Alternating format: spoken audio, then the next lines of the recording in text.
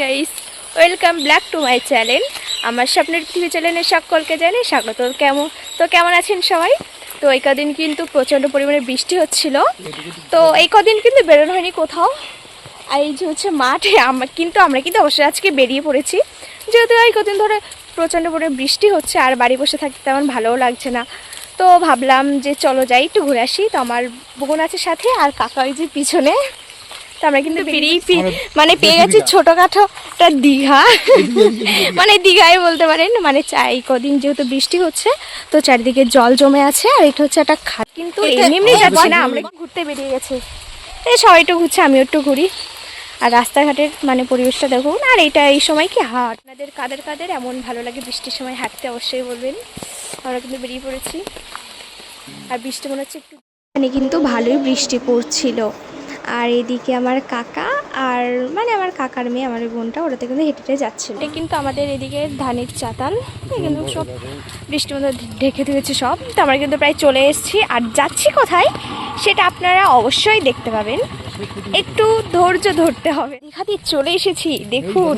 আর এখানে কিন্তু মানে গরিবদের দীঘা, আসলে এখানে স্নান করা যায় না, কিন্তু পরিবেশটা ভালো দেখা যায়। দেখুন এখানে কিন্তু অনেক জল জমে গেছে, কিন্তু বৃষ্টির মধ্যে হাঁটতে কিন্তু খুব। তো দেখেই বুঝতেই পেরেছেন যে আমরা কোথায় এসেছি। তো আমরা কিন্তু মাংসের দোকানে এসেছি মাংস কিনতে। তো এটা কিন্তু আজকে আমাদেরই পকোড়া হবে। তো তারপরে ওখান থেকে চলে এসেছিলাম আমরা মুদিখানা। তো এখানে নিয়েছিলাম ময়দা আর সস। মানে দিদি ফোন করলো, বললো যে নিয়ে যেতে পারে। সেটা কি হবে ঠিক বলতে পারছি না, যে পকোড়া হবে না মোমো হবে। আর এই দিকে কাকার অবস্থাটা দেখুন, মানে ভাতটা যেমন করে খাইয়ে দেয়, খাবারটাও ঠিক তেমনভাবেই দিতে হবে। তো আমরা কিন্তু খাবার নিয়েছি, সেই খাবারটা খেতে খেতে আমরা যাচ্ছি বাড়ির দিকে। আর বাড়ি গিয়ে কিন্তু এটা করবো, এটা হচ্ছে পকোড়া। মানে পকোড়া না, পকোড়া এখনো বানাইনি, তো বাড়ি থেকে বানাবো। আর এটাই যে খাবারটা নিয়েছিল, আমাকেও খাইয়ে দিয়েছিল প্রথমে, আর এই বোনটাকে। মানে কাকার হাতে কি বলুন তো, অল্প অল্প ওঠে না এই খাবারটা। তো যা বলছিলাম, যখন আমাদেরকে ভাত খাওয়াতে হলে, তো হ্যাঁ যা বলছিলাম, মানে আমরা যখন ভাত খাই তখনই কিন্তু কাকা মানে আমাদেরকে এত করে ভাত দিয়ে দেয় মুখের মধ্যে।